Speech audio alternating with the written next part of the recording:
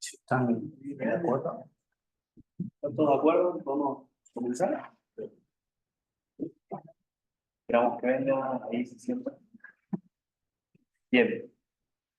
Bueno, gracias por venir. Estamos acá en la defensa de Ezequiel. Voy a proceder, como representante de FIC, voy a proceder a la lectura del acta. En la ciudad de Santa Fe, a los 10 días del mes de mayo de 2024, se constituye el jurado designado por resolución del Consejo Directivo número 024/24 para dictaminar sobre la tesis de doctorado en matemática, cuyo tema es distancias entre espacios métricos con medidas, concentración de grafos aleatorios ponderados y con atributos, aplicaciones, que presentara el licenciado Carlos Ezequiel Arias, Documento Nacional de Identidad 36-844-281, como parte de los requisitos establecidos para la obtención del grado académico de doctor en matemáticas. Luego de haber considerado la labor realizada de acuerdo al artículo 41 del reglamento de posgrado, los miembros del jurado, doctor Julián Fernández Bonder, doctor Pablo Groisman, doctor Rubén Pies, presentaron los correspondientes dictámenes individuales cuyas fundamentaciones fueron elevadas oportunamente a la división posgrado, aprobándose la tesis para su posterior defensa oral. Así que bueno, invitamos a Ezequiel a hacer la defensa. Lo que le voy a pedir, por ahí si pueden poner en silencio el celular. Y bueno, mantener ahí silencio. Muchas gracias, Mauricio. Bueno, comencemos. La tesis esta fue realizada en el Instituto de Matemática Aplicada del Litoral con beca y financiamiento del CONICET, ¿sí? Y agencias. Bien, para abordar el problema que nosotros tratamos, voy a comenzar con los temas del último capítulo, ¿sí? Y también vamos a trabajar un poco, porque esos temas me dan a mí herramientas útiles, ¿sí? Para la teoría de Kram-Chernoff. Entonces, la estructura de esta exposición va a estar basada en estos 4 ítems, donde el primer ítem es concentración de Laplaciano y grandes desviaciones espectrales. El segundo, vamos a tratar de una estructura general de la tesis. El tercer ítem, concentración métrica de grafos aleatorios, Gromov, Lipschitz, Kantorovich. Y por último, va a haber la aplicación al análisis de SUBE en AMBA. Bien, comencemos con el primer ítem. Tenemos concentración de Laplaciano y grandes desviaciones espectrales. Acá vamos a introducir heurísticamente, ¿sí? La noción de medir distancias con un termómetro. Entonces, supongamos que tenemos esta placa de metal y tenemos 2 puntos X e Y. La idea es calentar cada uno de esos puntos simultáneamente, como muestran estos dibujitos que tenemos acá, estas imágenes. Dejar pasar un tiempo T y después restar esas dos. Entonces, el núcleo de Weierstrass en R a la N, el que representa esta situación. Después dijimos, vamos a restar esas dos temperaturas. Lo elevamos al cuadrado, integramos respecto a toda la placa que tenemos. Y vamos a denotar como d sub t al cuadrado de x a y. Por cómo está definido, d sub t es una métrica. D sub t depende solo de la norma de x menos y, es decir, que d sub t de x a y es igual a ρ sub t de la norma de x a y, donde ρ sub t es estrictamente creciente y continua. Y la familia de la d sub t bola es la bola euclídea, es de las bolas euclídeas, perdón. Bien, vamos a introducir también un concepto básico de grafos, ¿sí? Entonces decimos que G de esta forma que tenemos acá es un grafo ponderado no dirigido, ¿sí? Tenemos el conjunto B que es de 1, 2 hasta n, un conjunto finito que llamamos nodos o vértices de G. E va a ser el conjunto de todos los subconjuntos de 2 elementos de B llamados aristas de G. Vamos a tener A barrita, si va a ser un vector de R a la N, con cada componente A sub I mayor que 0, que es un valor de intensidad asignado a cada vértice I que llamamos atributo del vértice. Y por último, la componente W es una matriz de n por n componentes, W sub IJ, con IJ de 1 hasta n, donde es simétrica, tenemos que la diagonal va a ser 0, y cada componente de ello van a ser mayor o igual que 0, que representa la afinidad entre los nodos I y J del grafo. comenzando variacionalmente, comenzando con la energía de un grafo o, diferencialmente, aplicando a un operador discreto. ¿Sí? Podemos definir lo que es el operador laplaciano en el grafo, de esta forma que tenemos acá, que va a estar en la i-décima componente, va a ser igual a 1 sobre la sui del atributo por la suma de j igual a 1 hasta n de w sui j por j, f sub j menos f sub i. Tenemos también la forma matricial, ¿sí? Donde W en este caso va a ser los W sub j, A va a ser la matriz diagonal de los atributos A sub i, y D va a ser la diagonal de la suma de j igual 1 hasta n de los W sub j. Este operador, ¿sí? El operador laplaciano tiene propiedades, es una matriz n por n semidefinida negativa y simétrica. Tenemos la forma espectral también, donde los autovalores, ¿sí? Van a ser negativos y las autofunciones van a ser una base ortonormal respecto a los atributos del grafo.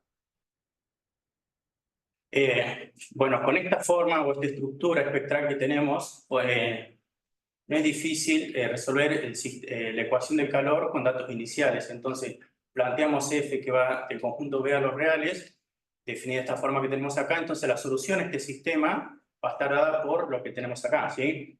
Que va a ser igual a la suma de j igual a 0 hasta n menos 1 de elevado a la menos t de lambda por j, ¿sí? Del producto que tenemos acá, f por phi sub j por phi sub j en i.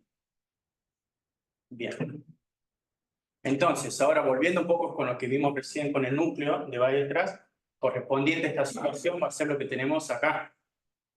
Entonces, recién se acuerda que hemos definido con la integral, como ahora es discreta, entonces va a ser a través de la suma, reemplazando, ¿sí? Con el núcleo correspondiente a esta situación de Weierstrass, llegamos a esto que tenemos acá, a esa igualdad, y después aplicando Perceval y también aplicando la ortonormalidad de las autofunciones respecto al atributo a su i, llegamos a esta igualdad. Donde d sub t al cuadrado de L y M, donde L y M van a ser dos vértices cualquiera del grafo G, va a ser la definición de distancia difusiva en grafos. Donde, bueno, esto también es una métrica que fue introducida por Colme-Lafont, ¿sí? O sea, bien, acá, perdón, tomo un poquito de agua.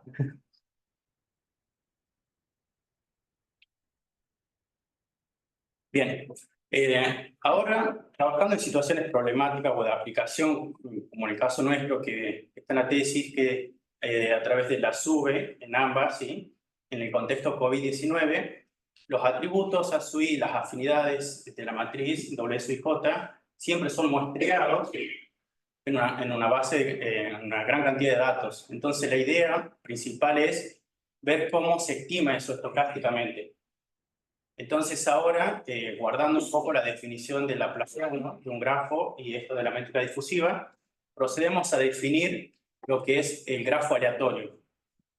Entonces, el grafo aleatorio va a estar definido de esta forma, donde el B, que es el conjunto de vértices, y el conjunto de aristas van a ser lo mismo. Lo que vamos a hacer variar van a ser los atributos y las afinidades. Suponiendo que estas variables aleatorias, A barrita de omega y W de omega, tienen momento finito, entonces podemos definir el grafo medio, que va a ser la esperanza de esas variables aleatorias. Entonces ahora con la definición que vimos recién del laplaciano asociado a los grafos, vamos a redefinir ahora el laplaciano asociado al grafo aleatorio y después el laplaciano asociado al grafo medio. Entonces ahí es donde nos preguntamos, ¿es posible estimar la concentración del laplaciano asociado al grafo aleatorio alrededor del correspondiente del grafo medio? En otras palabras, queremos ver este número, ¿sí? Queremos estimar eso. Entonces, para esto, vamos a introducir la teoría de Kramnik-Chernoff, ¿sí? Bueno, recordemos un poco la definición de función general de un momento, que la vamos a utilizar. Tenemos la función gamma, ¿sí? Sub una variable aleatoria i de lambda va a ser igual a la esperanza d elevado a la lambda por la variable aleatoria i. Y eso es igual a la integral. Definimos, ahora procedemos a definir si sub i, o sea, de la variable aleatoria, como el logaritmo de la función generadora del momento. También vamos a considerar unas clases de variables aleatorias que son subgaussianas, ¿sí? Entonces procedemos a definirla, que van a ser una variable aleatoria y con media nula y subgaussiana con factor de varianza nu, o sea, positivo, si el logaritmo de la función generada en un momento de esa variable aleatoria está acotada por lambda al cuadrado por nu sobre 2. Acá en esta parte de la teoría de Kramer-Chernoff tenemos dos resultados importantes. Uno de ellos es el lema de Hopkins, ¿sí? Que me dice que yo tengo x, una variable aleatoria, que va de omega a un intervalo, donde el intervalo es finito, fijo y finito. Entonces, la variable aleatoria x menos la esperanza de esa variable aleatoria es subgaussiana con factor de varianza nu igual a b menos a al cuadrado sobre 4. Y el otro resultado importante, ¿sí? Que es el teorema de Kramer-Chernoff, lo podemos llamar así, que dice que tenemos una variable aleatoria con media nula que es subgaussiana con factor de varianza nu. Entonces, la desigualdad que tenemos acá, que es la probabilidad del conjunto de los omegas de la variable aleatoria que sea mayor o igual que t, va a estar acotado por e elevado a la menos t cuadrado sobre 2 por nu, para todo t positivo. Entonces, ahora sí procedemos a entrar al teorema de de concentración de Laplaciano. Entonces, para ello necesitamos primero un espacio de probabilidad, necesitamos un conjunto B que va de 1 hasta n, tenemos W sub i j, ¿sí? Variables aleatorias independientes, que va a ir de omega a R más, incluido el 0, que va a ser n por n menos 1 sobre 2 variables, ¿sí?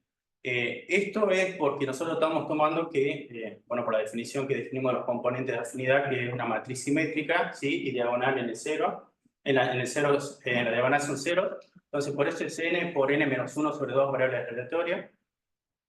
Bueno, para i mayor o igual que 1, menor que j y menor o igual que n, ¿sí? Que toman valores en el intervalo 0 alfa con alfa positivo.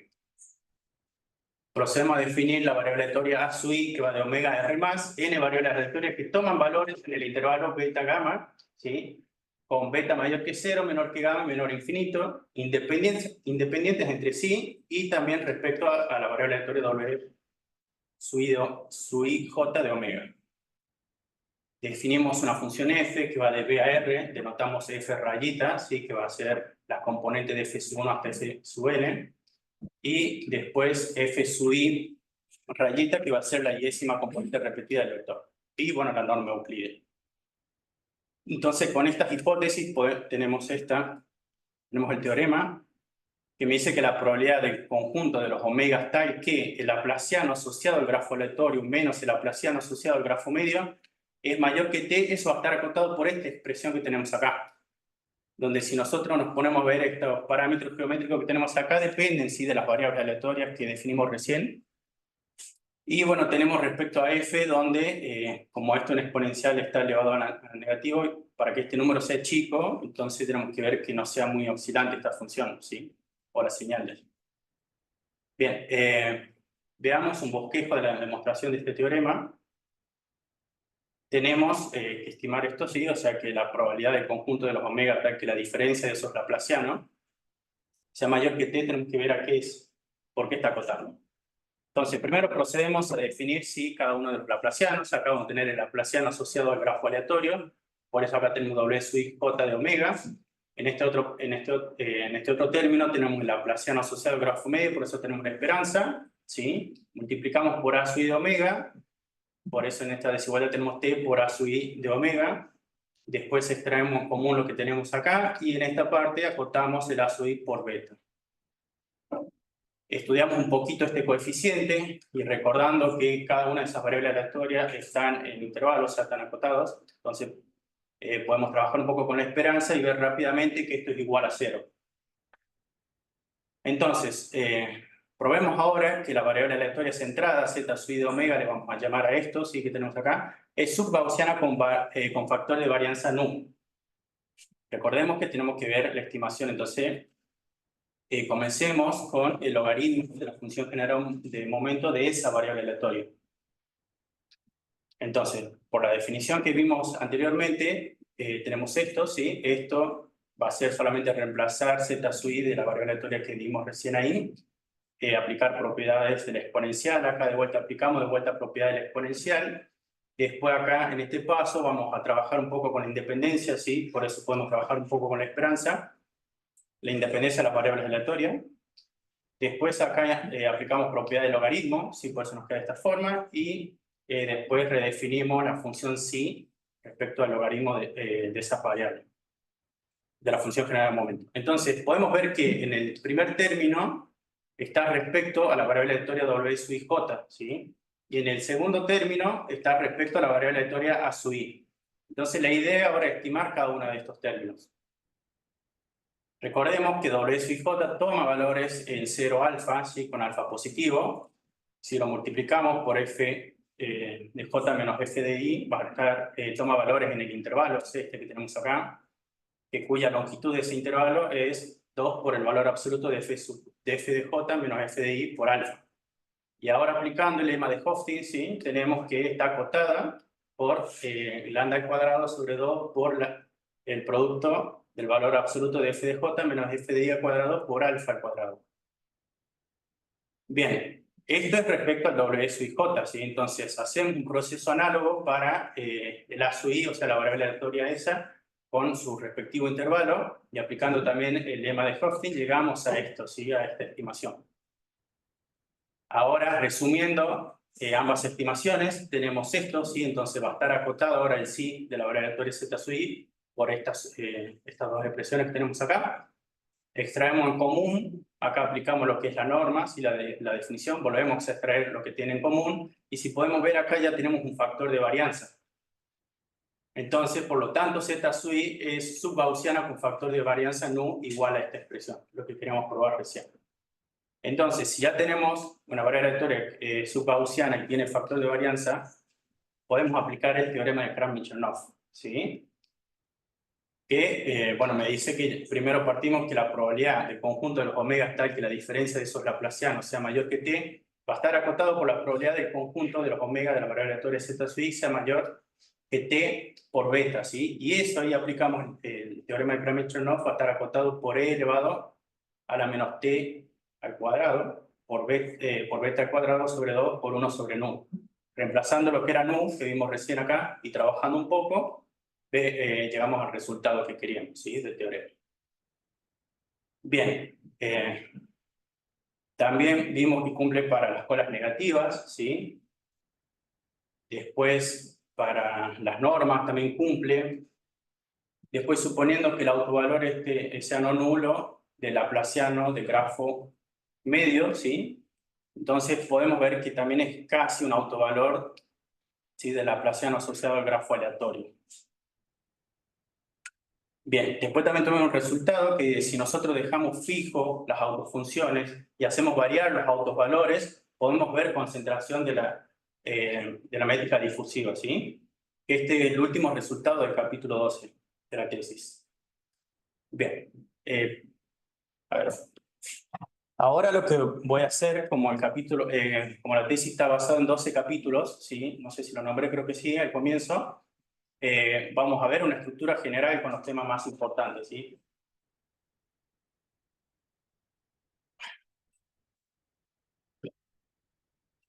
Bueno, tenemos concentración métrica y espectral de grafos aleatorios, lo que recién acabamos de ver, la concentración y grandes desviaciones espectrales. En lo que falta de la charla vamos a ver lo que es concentración y grandes desviaciones métricas, ¿sí? Para ello nosotros tenemos los problemas matemáticos asociados, que van a ser la metrización de clases de espacios métricos probabilísticos, las variables aleatorias evaluadas en familia de espacios métricos probabilísticos. Tenemos los métodos y antecedentes que utilizamos, que son la metrización difusiva de Coleman-Lafont, la teoría de Kram-Michernov, que vimos un poquito recién, el lema de Hofstede, ¿sí? Tenemos los dos enfoques de Gromov, Gromov-Litchi, Gromov-Hausdorff, y respecto a la parte de medida de probabilidad, o sea, la distancia de medida de probabilidad, tenemos a Kantorov, Rubinstein y Banzheimer. Otros resultados que obtuvimos en la tesis, ¿sí? El análisis de la dinámica topológica por umbralados de afinidades, la metrización de grafos con afinidades en las aristas y atributos en los vértices, y como aplicación al sub-lambda tenemos la dinámica topológica de umbralado para sube, ¿sí? Tenemos el análisis espectral de grafo en contexto COVID-19, tenemos la estimación de la casimétrica de Gromov, Lipschitz, Kantorovich entre grafos métricos difusivos con distintos atributos y la concentración espectral del grafo en su V. Acá está remarcado en rojito y bueno, en cuadrado los temas que vamos a tratar de tocar un poco ahora. Entonces, comencemos con lo que dijimos recién, que lo que nos faltaba hacer es la concentración métrica de grafos aleatorios. Gromov, Lipschitz, Kantorovich. Bien, comencemos. Tenemos el enfoque de Gromov-Lipschitz, que lo podemos ver en su libro de Michel Gromov, ¿sí? Que tenemos dos espacios métricos, tenemos la familia de todos los homomorfismos de Lipschitz, que lo vamos a denotar lambda mayúscula, una función f que va del primer conjunto, si del espacio, al segundo conjunto del espacio que estamos tomando, y cuando ese lambda es distinto al vacío, se define la métrica de Gromov-Lipschitz entre esos dos espacios métricos de esta forma, donde tomamos el ínfimo de esa función, ¿sí? Que pertenece a esa familia, del logaritmo del coeficiente de dilatación de esa función más el logaritmo del coeficiente de dilatación de f a la menos 1. Coeficiente de dilatación está denotado acá. Acá cabe resaltar y recordar que en Gromov-Lipschitz, cuando el lambda es distinto del vacío, la cardinalidad de esos dos conjuntos son iguales. Entonces, eso no va a ser un problema o un obstáculo para la charla, sí, para lo que vamos a ver más adelante, porque nosotros siempre vamos a tomar el mismo conjunto, ¿sí? O sea, va a tener el mismo cardinal el conjunto.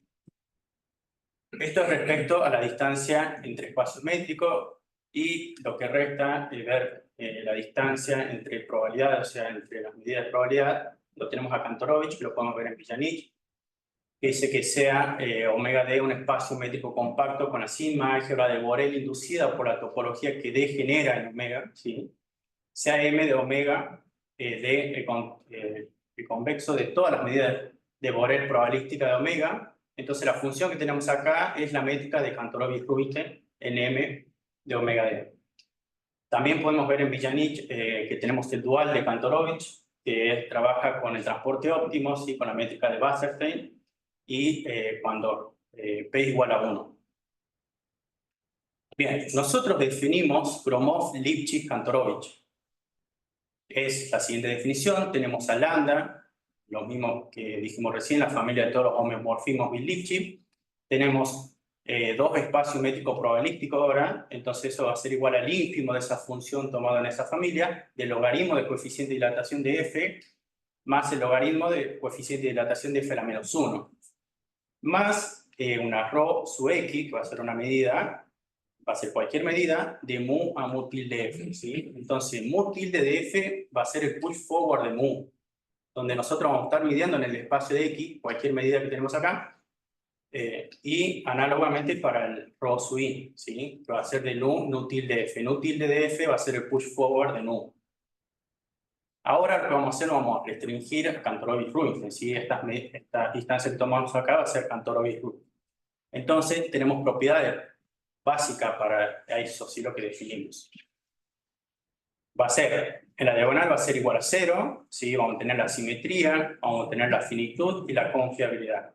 Ahora nos preguntamos si es, ¿qué pasa con la desigualdad triangular, ¿sí? Entonces, para definir y trabajar un poco con la desigualdad triangular, nosotros tenemos que definir un subconjunto, ¿sí? Le vamos a llamar M supra L de x0 de 0, con L positivo, ¿bien? x0 de 0, un espacio métrico compacto, fijo y dado, va a ser igual a los xd, donde existe una función f que vaya del espacio métrico dado fijo compacto x0 de 0 a sxd, tal que el coeficiente de dilatación de esa función sea acotado por L y el coeficiente de dilatación de la función inversa sea acotado por L. Procedemos ahora a definir el M doble supra L de x0 de 0 como el conjunto de los xd mu, tal que xd pertenece a ese espacio ML, ¿sí? Es compacto y mu una medida de probabilidad en ese espacio xd.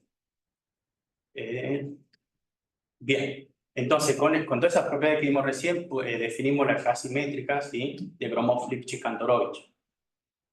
Bueno, recordamos que la casimétrico quiere decir que cumple los axiomas métricos, excepto en la desigualdad triangular, ¿sí? Para una constante mayor que 1. Entonces, el espacio este M doble que definimos recién con la casimétrica de Gromov, Lipschitz, Kantorovich es un espacio casimétrico con constante triangular menor o igual que L cuadrado. tenemos un teorema conocido de Massieu y Segovia que me dice que existen métricas, ¿sí?, denotadas de esta forma, en ese espacio M doble y un beta mayor o igual que 1, tal que la casi métrica nuestra definida es equivalente a esa métrica elevado a ese exponente beta. ¿Sí? Es en el sentido fuerte, ya que el cociente de ellos dos está acotado por arriba y por abajo. Bien, este M doble que estamos trabajando acá parece un espacio bastante restrictivo, pero es suficiente para el análisis que vamos a ver ahora, que es el siguiente, ¿sí? Tenemos B, un conjunto de 1, 2 hasta n, ¿sí?, con n natural. Tenemos un espacio métrico dado y fijo, X con una métrica ρ. Tenemos ahora un subconjunto 4R disperso, quiere decir que cada de estos sí sub J supra 0, que tomemos acá, le aplicamos la métrica del espacio y va a ser mayor o igual que 4R, con R positivo. Procedemos a definir ahora sí mayúscula supra n, si la n upla de ese producto. Entonces procedemos a definir ahora una métrica ρ supra n de los vectores psi y eta, que va a ser igual al máximo de la métrica dada en el producto a través de las componentes de ese vector que definimos acá. También tenemos el producto de las n bolas, ¿sí?, con esa métrica ρ supra n del máximo. Entonces, con esto vamos a considerar una familia, ¿sí?, de métricas indexadas en el conjunto B. Bueno, muestro el gráfico para entender un poquito qué es lo que quiero decir. Que si nosotros tenemos la bola acá, tomamos si, supongamos que no se nota mucho de lejos, si sub i y este si sub j, ¿sí?, el puntito de estos rojos, entonces tenemos una métrica indexada ahí. Tomemos cualquier otro puntito en la misma bola, ¿sí?, otro acá, y vamos a tener otra métrica, ¿sí? Entonces por eso tenemos una familia de métricas en el conjunto B indexadas por esto, ¿sí? Bien, definida de esta forma que tenemos acá. Bien, ahora vamos con n variables aleatorias. Tenemos que los psi que va de omega a psi mayúscula van a ser n variables aleatorias evaluadas en el espacio métrico, ¿sí?, dado, tal que esos psi sub i de omega pertenezcan a la bola, ¿sí?, con centro psi sub i supra 0, radio r. Después tenemos también z sub i que va de omega a r más, n variables aleatorias reales positivas, tal que la suma de igual 1 hasta n de los z sub i de omega es igual a 1. Veamos qué quiere decir eso, ¿sí? O sea, supongamos que acá tenemos el centro, ¿sí?, de la bola que vimos anterior, tenemos el radio, entonces ahí adentro van a existir todos esos psi sub i respecto a ese centro y van a ser variables aleatorias. Acá también, si supongamos que acá está el otro dibujito, acá van a tener el psi sub j supra 0, ¿sí?, y ahí van a estar todas las variables psi sub j de omega. Después, el segmento que tenemos acá van a ser los pesitos de cada de esos nodos, entonces también van a ser las variables aleatorias de ahí. Entonces, con esa idea podemos definir una métrica aleatoria, ¿sí?, que va a estar dada por esta forma, delta de omega de i a j de ρ, o sea, la métrica que va a medir esas dos variables aleatorias, componentes de esos vectores. Y como dijimos también de los segmentos, también definimos la medida de probabilidad aleatoria dada por mu de omega en e, que va a ser igual a la suma de los i que pertenecen a e, sí, de los z sub i de omega. Entonces, con esta estructura nosotros podemos tener y definir una variable aleatoria x de omega, que va a estar dada por b, la métrica que vimos recién, sí, aleatoria, y la medida de probabilidad aleatoria que vimos recién, mu de omega. Entonces, bueno, antes del teorema, ¿sí?, de concentración, tenemos acá nosotros, hicimos en el capítulo 8, un resultado importante, que va a ser importante para este teorema. Bueno, acá cabe aclarar que no están las variables aleatorias que recién acabo de nombrar, ¿sí? Tenemos la casi distancia de Gromov-Flich entre dos espacios de probabilidad. Va a estar acotada por un θ, que es una constante que ya vamos a explicitar un poquito más adelante. Multiplicado por esta, ¿sí?, donde acá podemos ver que está dependiendo del espacio métrico, ¿sí?, de la ρ esa, y acá está dependiendo de la norma de A menos I. Esto cumple para los vectores z y psi que pertenecen a ese producto de las n bola, A sub i, B sub i mayor que 0, y esta condición, ¿sí?, que me dice que la suma de i igual 1 hasta n de ρ al cuadrado es la métrica al cuadrado de los componentes de psi sub i y eta sub i es menor que r cuadrado, ¿sí? Entonces, procedemos a ver la concentración de grafos con métricas y atributos aleatorios de grafo medio, ¿sí? entre comillas, grafo medio, porque ya vamos a ver el porqué de las comillas esas. Bien, necesitamos un espacio de probabilidad. Necesitamos ahora psi sub i, que van a ser las variables aleatorias que van de omega a la bola con el centro psi sub i supra 0 y radio r sobre 2n. N variables aleatorias independientes evaluadas en psi mayúscula. Ahora tenemos los a sub i, ¿sí? Que va a ir de omega hacia el intervalo de los a sub i supra 0 menos m al a sub i supra 0 más m, ¿sí? Con m tomando el mínimo del a sub i supra 0. También n variables aleatorias independientes. Entonces, definimos G sub 0 al grafo de los centros, ¿sí? No es el mismo que hace rato el grafo de los medios. Acá va a ser el grafo de los centros de la estructura que vimos recién con las bolas y todo eso. Ahora sí definimos para todo omega, que pertenece a omega grande, el grafo aleatorio G sub omega definido de esta forma. ¿Sí? En la misma estructura que vimos recién, en las mismas bolitas tomamos todas las variables aleatorias, tenemos las métricas aleatorias, ¿sí? Y las medidas de probabilidades aleatorias. Tita va a ser igual a 4 por el máximo entre estos dos números, ¿sí? De 2 sobre r de la raíz de n por gamma, donde gamma es el diámetro del conjunto B tomada con esa métrica así indexada, más 2 por r. Entonces tenemos el teorema así de concentración de grafos métricos, que tenemos que la probabilidad del conjunto de los omega que pertenece a omega tal que la casi métrica de Gromov-Lipschitz entre el grafo aleatorio y el grafo de los centros medios es mayor que t, va a estar acotado por esta expresión que tenemos acá, donde podemos ver que, bueno, n va a ser la cantidad de nodos que tenga el grafo, y tita va a ser lo que vimos recién, la constante esa, el máximo entre esos dos números, r la cuarta, donde r dijimos que es el radio de la bola, y, bueno, m que aparece acá, esa constante, va a ser la amplitud del intervalo que vimos recién ahí de las variables aleatorias de los atributos. Y bueno, y esto es para t a la cuarta, que es para todo t mayor que tita por el máximo entre esos dos números. Bien, bueno, podemos resumir un poco suponiendo que r igual a 2 por n por m, ¿sí? Nos queda de esta forma. Aún más, si tomamos que r igual a 1, entonces tita va a ser igual a 8 más 4 por la raíz, ¿sí? De la cantidad de nodos por el diámetro del conjunto, que es gamma, ¿sí? Nos queda de esta forma. Bien, entonces, bueno, saliendo un poco de ahí, vamos ahora a la aplicación de análisis de Suben-AMBA. Y creo que voy bien contigo. Bien, tenemos el mapa de AMBA, ¿sí? Tenemos los 41 distritos que el grupo enumeró de esta forma, ¿sí? También vamos a tener, obtuvimos datos en ese momento, entonces tuvimos una matriz de 41 por 41 donde las entradas van a ser una afinidad entre los nodos, o sea, en este caso entre los distritos, donde ese número o esa afinidad se tomó a través del transporte público, a través de la SUBE. Entonces tuvimos 3 matrices, ¿sí? Con esos datos, de esa forma. Primero, la de 4 de marzo del 2020, antes del inicio de la pandemia, ¿sí? El 8 de abril del 2020, después del inicio de la pandemia, y el 3 de junio del 2020, antes de la primera extensión de la cuarentena. Acá tuvimos datos el 8 de abril del 2020 y el 3 de junio del 2020, también datos de infectados, ¿sí? Y como atributos también tomamos lo que es la densidad de cada distrito, de la población de cada distrito, la población de cada distrito, y también tomamos la distribución uniforme de cada distrito.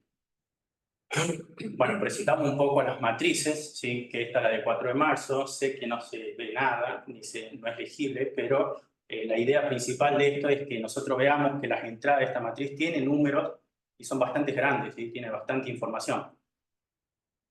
Si pasamos a la otra matriz, de 8 de abril cambia en absolutamente todo, ¿sí? Pero bueno, es razonable, en esa época se hizo fue la pandemia y bueno, se suspendieron los transportes y todo lo demás, ¿sí?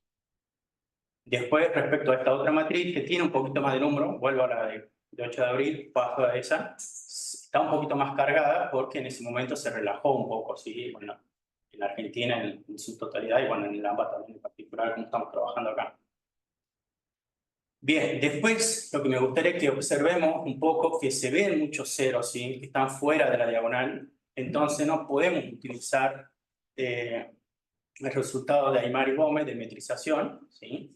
Pero sí sabemos que existen topologías no metrizables a través de sistemas de entorno.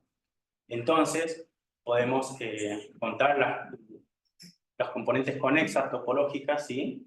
Que generan estas matrices, o sea, el espacio que genera estas matrices isocomprales. Que serían estas gráficas, donde estas gráficas tienen un perfil que los datos podemos ver que sean de concentración o de dispersión.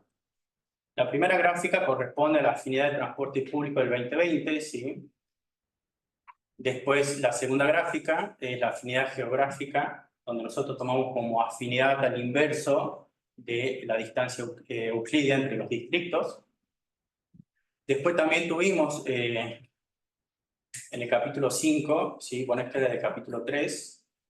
En el capítulo 5 tuvimos un resultado también importante, ¿sí? La continuidad en el carácter Lipschitz en función de t respecto a la métrica difusiva, ¿sí? Con la métrica de Gromov-Lipschitz. Y tuvimos sus variantes también, que acá lo vamos a explicar gráficamente un poco, que tenemos la línea punteada y la distancia de Gromov-Lipschitz de t sub 0 tomando 100 y t, que varía en este intervalo que tenemos acá, y ahí se puede ver tranquilamente la continuidad.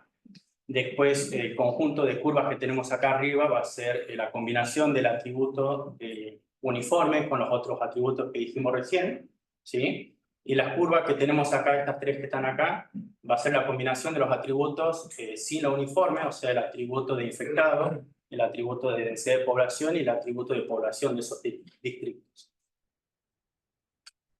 Bien, también vimos la aleatorización de afinidades y atributos en el grafo SUBE, ¿sí? Y recordando un poco lo que vimos al principio, el primer ítem, ¿sí? La concentración de Laplaciano. Nosotros tomamos ahora la afinidad W, o sea, la matriz Montaner respecto a la matriz de abril y de junio, ¿sí? Bueno, el análisis se hace para cada una por separado. Vamos a tomar 10 ensayos donde vamos a hacer variar uniformemente en el intervalo que tenemos acá. También respecto a los infectados, o sea, los infectados de abril y los infectados de junio, perdón, también vamos a hacer variar en este intervalo 10 ensayos. Entonces tenemos la concentración espectral del grafo SUBE, tenemos los autovalores de abril, donde los puntitos rojos corresponden a la matriz de afinidad de abril con los atributos de infectados de abril. Y los puntitos negros sí van a ser los ensayos que tomamos en esos intervalos uniformemente. Bueno, y acá la de junio, análogamente, sí.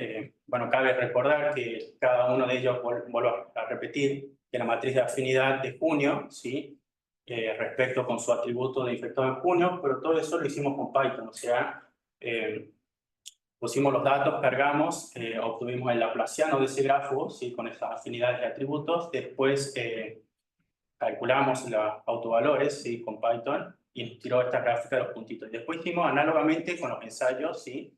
Tomando uniformemente en ese intervalo los atributos y las afinidades. Bien, bueno, acá la idea es poner el índice de la tesis por capítulo, más o menos, como son 12, ¿sí? Lo leo así rápido. Tenemos los grafos no dirigidos y ponderados del capítulo 1, el capítulo 2, atracción, afinidad topológica y distancia. El capítulo 3, dinámica topológica por umbralados de afinidades. El capítulo 4 es la distancia y afinidades de Hausdorff. El capítulo 5, una distancia entre grafos métricos, el enfoque de Gromov-Lipschitz. El capítulo 6, distancia entre grafos métricos, el enfoque de Gromov-Hausdorff. Los otros 6 son capítulo 7, distancia entre medidas y distribuciones de probabilidad en el espacio métrico. En el 8 tenemos una casi métrica de Gromov-Lipschitz en la clase de espacios métricos, ¿sí? Con medidas de probabilidad, el espacio que tenemos acá, que lo vimos hace un instante. En el capítulo 9 tenemos el enfoque de Gromov-Hausdorff, la protometrización del espacio métrico de probabilidad. En el capítulo 10 tenemos la distancia entre grafos de afinidades con atributos, la estabilidad del espectro de Laplaciano. El 11, las variables aleatorias evaluadas en espacios métricos con medidas. Y en el 12, la concentración de variables aleatorias evaluadas en grafos métricos y de afinidades con atributos, la concentración espectral. Bueno, en estos 12 capítulos, salvo en el 12 y en el 2, que son más teóricos, ¿sí? En todos los otros capítulos recorrió la aplicación esta del SUBE en AMBA, que trabajamos bastante con Python. Y bueno, hay bastante gráfica representativa, ¿sí? De esas definiciones y todo lo que está ahí adentro. Bien, trabajos a futuro, nos propusimos estudiar la métrica de Gromov-Hausdorff-Kantorovich. Como vimos recién, dimos la métrica de Gromov-Lipschitz-Kantorovich, donde la cardinalidad de los conjuntos que estamos viendo es la misma y hacemos variar lo que era la afinidad, ¿sí? La distancia y los atributos. Entonces, la idea es ahora tomar el enfoque de Gromov-Hausdorff, donde la cardinalidad de los conjuntos difiere, ¿sí? O sea, pueden diferir después tenemos las condiciones más generales en la distribución de probabilidad que garantice la concentración. Y por último, como vieron el jurado que al último recién pusimos algo de difusiva, también queda trabajo a futuro la concentración de distancia difusiva. Un poco de las referencias bibliográficas que se trabajó en toda la tesis. Bueno, en este caso pongo algunas, y hay más en la tesis. La parte geométrica lo tenemos a Gromov, que lo vimos recién, a Burago, a Memoli. En la parte probabilística, a Winiger, tenemos a Bucheron, tenemos a Hofting, que también lo vimos al lema ahí. En la parte de distancia difusiva, aquí lo tenemos a Kollmann-Lafon, tenemos a Bronstein. Un poco más generales, que también lo vimos ahí a Maciel y Segovia. Tenemos este libro importante, sí, de teoría de topología general. Tenemos a Villanich también. Después tenemos bibliografía que también se utilizó del grupo, ¿sí? Y por último, la bibliografía donde nosotros publicamos y otro que está en preprint, ¿sí? A publicarse, y bueno, otros artículos que estamos escribiendo. Bien, muchísimas gracias.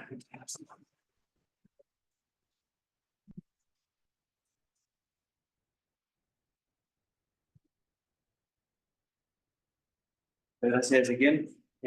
Bueno, ahora invitamos a jurados a hacer una introducción por el público en general también. No sé si quieren empezar, o si alguien tiene... Julián. Julián. No sé si no me está escuchando. ¿Se escucha?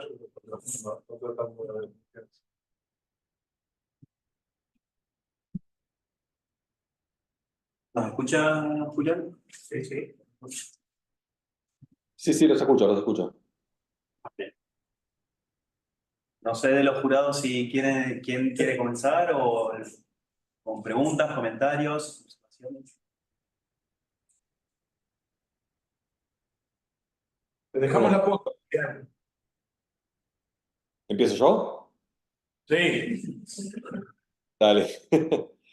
Bueno, primero felicitaciones a Ezequiel. No sé, Ezequiel, si te dicen Carlos o te dicen Ezequiel o te dicen de las dos formas. Y de las dos formas, sí. Hay cierto grupo que me dice Carlos y bueno, a veces un grupo más íntimo ese, sí, también. Hay otros apodos, pero bueno, creo que no. Queremos saber. Bueno, las felicitaciones por la tesis, por la exposición. Felicitaciones a los directores, a Hugo y a Diego. Me pareció muy interesante la tesis, me gustó mucho la combinación que tuviste que hacer y aplicar de técnicas matemáticas muy diversas. Yo lo ponía en el informe, hay cosas de matemática, de topología discreta, teoría de grafos, análisis armónico, un poco de teoría espectral. Toda esa combinación de diferentes recursos me pareció muy interesante. Tenía alguna preguntas muy menores, muy menores, con respecto a algunas elecciones. Cuando, lo primero que se me viene a la mente es cuando tomás la primero que contás en en tu charla, que es la métrica esta haciéndose con la ecuación del calor, con el núcleo del calor. Ajá. Sí. Esa métrica, de alguna manera, tenés un tiempo T que está indicando que es cuánto tiempo dejas pasar para ver cómo difunde eso. Y no entiendo cómo se elige la elección del tiempo, si juega algún rol elegir el tiempo ese, si va cambiando los entornos o cómo se ha modificado la métrica con la dependencia en el tiempo T. Bien, sí, sí juega un entorno, o sea, ese tiempo T. Nosotros cuando lo aplicamos en la parte de sube, o sea, cuando vimos la parte de la aplicación, nosotros teníamos, primero tomamos que sea un 0,01, creo que era un tiempo 0,05, y no teníamos como datos, o sea, no teníamos nada, nada palpable, entonces teníamos que modificar un poco eso, ¿sí? Entonces, cuando dependiendo, respecto, yo creo que depende mucho de los datos, ¿sí? Que nosotros tengamos. Entonces, cuando trabajé con otro tipo de tiempo de T, ¿sí? Otro tiempo de T, entonces ahí se vio la diferencia. Que bueno, sí, en la tesis creo que lo trabajamos un poco. Un tiempo óptimo es mejor dejar pasar tiempos, es mejor tomar tiempos cortos, que es lo... Nosotros tomamos, o sea, creo que en ese caso que vimos una gráfica acá, a ver, vuelvo un poquito atrás.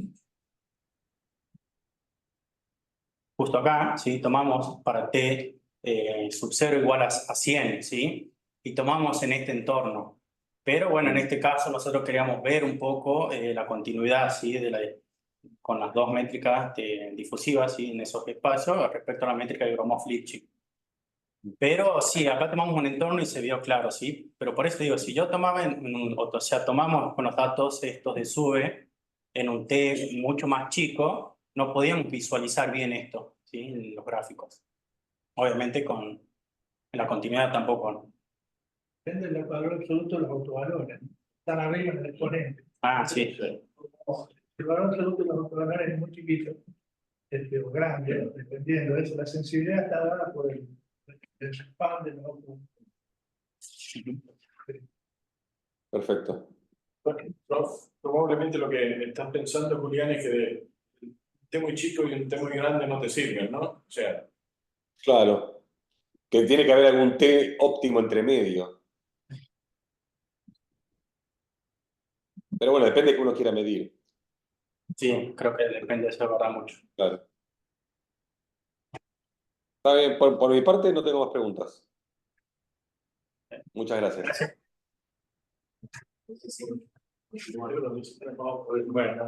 bueno, yo también felicitarte, me gustó mucho la tesis, me gustó mucho la temática, me parece una temática muy, muy relevante, sobre todo en estos tiempos que tenemos un montón de esto de las distancias difusivas y entender cómo se comportan los grafos, sobre todo los grafos aleatorios, es una cosa que digamos, ya viene tomando relevancia hace unos cuantos años, pero últimamente mucho más por todas las aplicaciones que aparecen de la Big Data y todo eso, así que me parece un tema que es súper importante, donde hay mucho lugar para que nos metamos los matemáticos, así que me parece buenísimo que se hayan metido a hacer cosas ahí.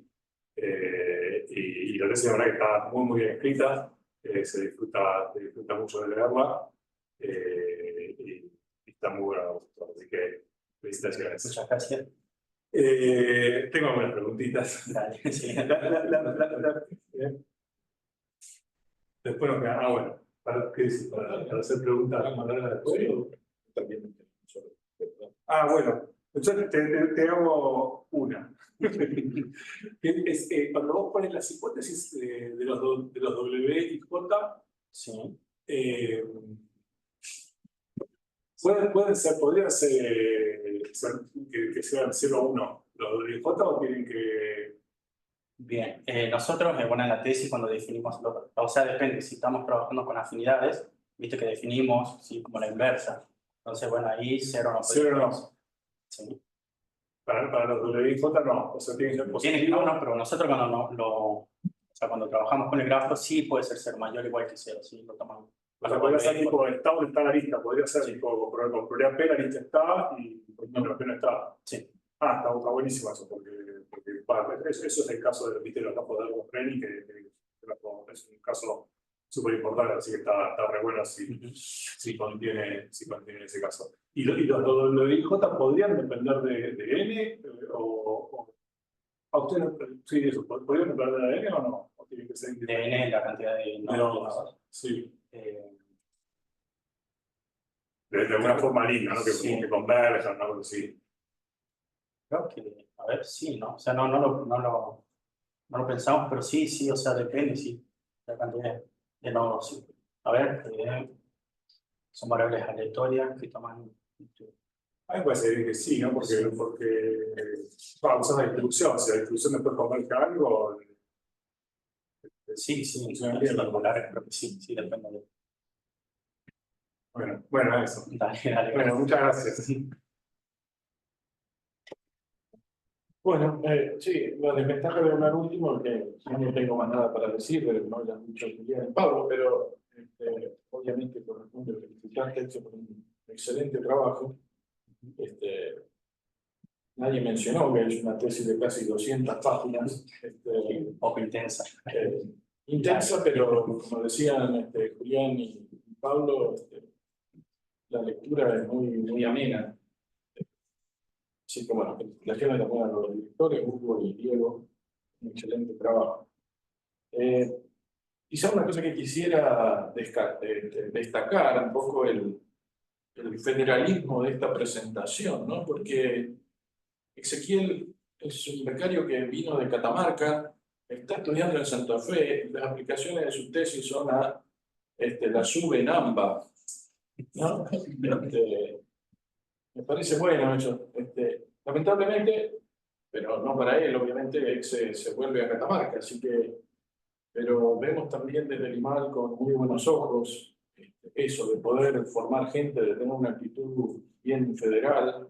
Tenemos muchos becarios del interior del país que vienen, se forman aquí y vuelven a sus lugares de trabajo a seguir ellos el trabajo de formar gente, y me parece que es una actitud muy destacable, sus directores obviamente y de ellos también, ¿no?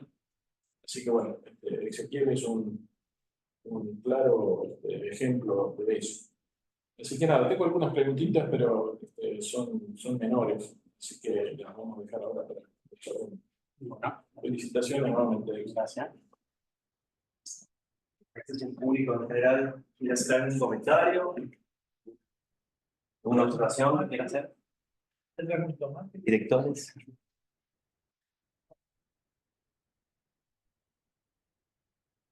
Bueno, le damos entonces un aplauso a Ezequiel.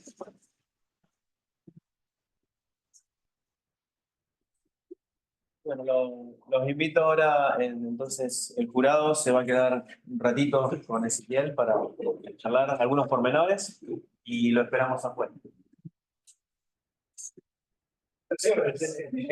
Vamos a colocar en sala de espera a la gente que está.